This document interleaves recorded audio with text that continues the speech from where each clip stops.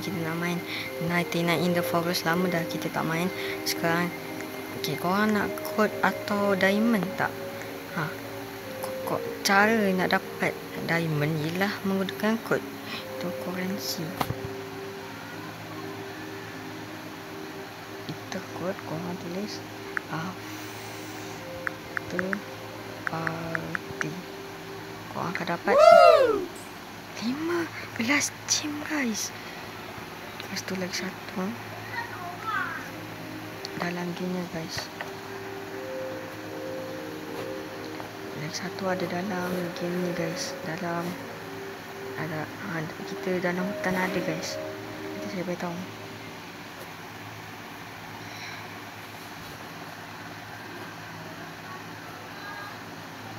Okay guys, sekarang kita nak training dulu. Tadi kita dah dapat kod kan. Nama kod tu after party. Kita dapat 15 diamond.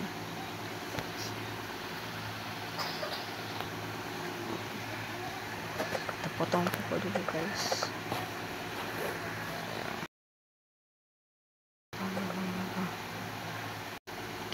Kita potong pokok guys, bagi kat ongkong api. Lepas tu bila dah mat dia dah terbuka luas, kita